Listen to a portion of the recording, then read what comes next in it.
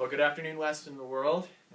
Today is Thursday, February the 12th, and this morning in class, the central theme was the issue of absolutism. I obviously was unable to be there as I'm still recovering from surgery over the weekend, but Jake McAuliffe, our class TA, was there with you. And so for our review video, I thought that I would ask Jake a few questions to give him a chance to kind of restate as simply and as clearly as possible what he felt were some of the main points in our conversation. So Jake, in class to this point, we've been emphasizing recently especially the sort of tumult, the changes that are brought about by the Protestant Reformation and its sort of challenge to the church in Rome.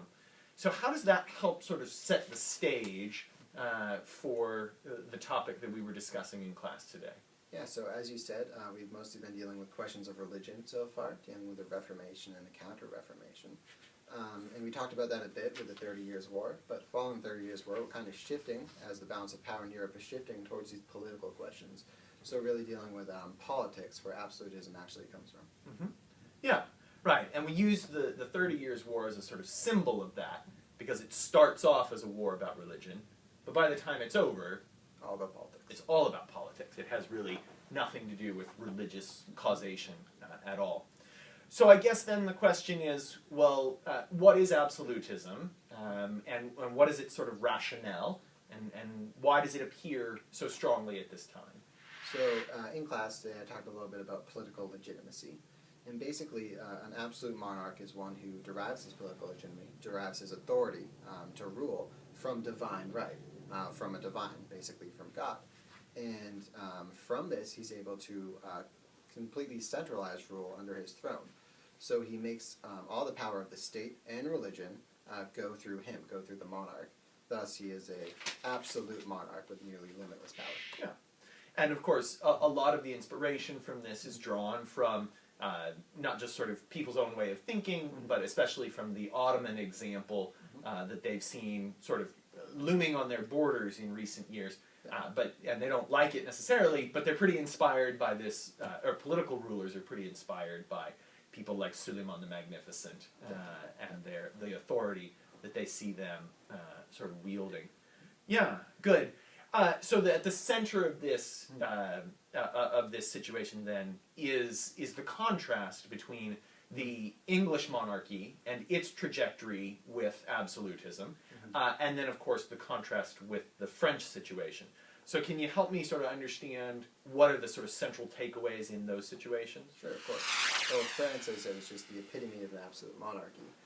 Louis XIV just rules the entire state from his throne, so that he is essentially the state. Which is what absolute monarchy is all about. But in England, they kind of steer their way through absolute monarchy, starting with James I, who writes the law on the divine right of kings, and eventually ending with a mixed monarchy, which came about after the Glorious Revolution. And that, of course, is when a balance of power between a parliamentary body and a monarch who still has some power, but not complete power anymore. Yeah. Great.